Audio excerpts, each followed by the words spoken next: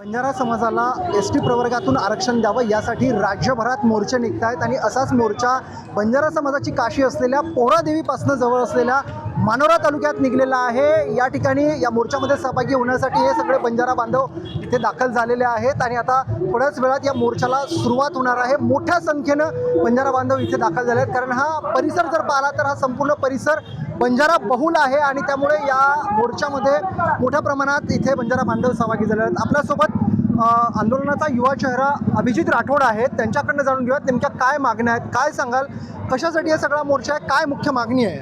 खरं तर हे मी पहिले स्पष्ट करू इच्छितो की ही नव्यानं आमची मागणी नाही आहे, ही आमची जुनीच मागणी आहे।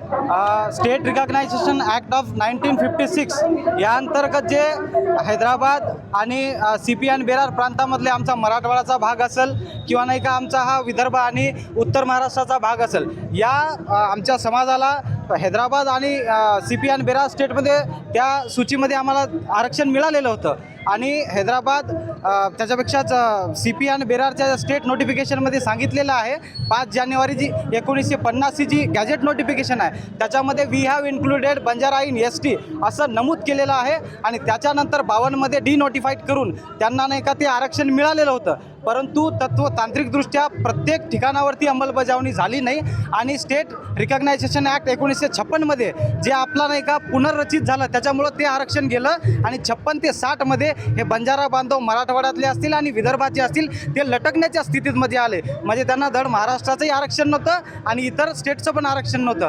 त्यामुळं ही एक विसंगती आमच्यासोबत झालेली आहे। वसंतराव नाईक साहेबांनी 1966 आणि 75 मध्ये रिकमेंडेशनचा प्रयत्न केला, तीच मागणी आमची मूळ आहे। आमची मागणी काही नव्यानं नाही आहे, फार सातत्यानं ही आम्ही मागणी करतोय कालांतरापासून, तीच नवी मागणी नाही आहे, जुनीच मागणी।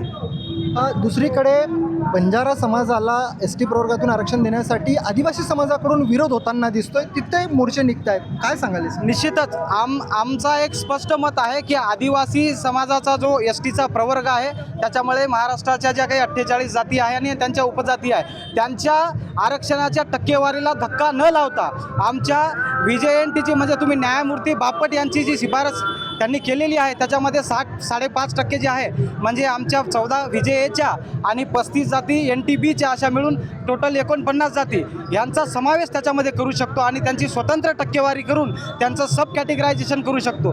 2024च्या सुप्रीम कोर्टाच्या निर्णयानुसार एक अजून त्यांनी निर्देश दिलेला आहे की सब कॅटेगरायझेशन आता सुप्रीम कोर्टानं लागू केलेला आहे, त्याचा आम्हाला फायदा निश्चितच होऊ शकतो। सब कॅटेगरायझेशन झालेलं आहे आणि त्यामुळे ST प्रवर्गातून आरक्षण देण्यासाठी सुद्धा कुठली अडचण नसावी असं आंदोलकांकडून सांगण्यात येत आहे। देविंग गुले, पुढारी न्यूज, मानोरा, वाशिम।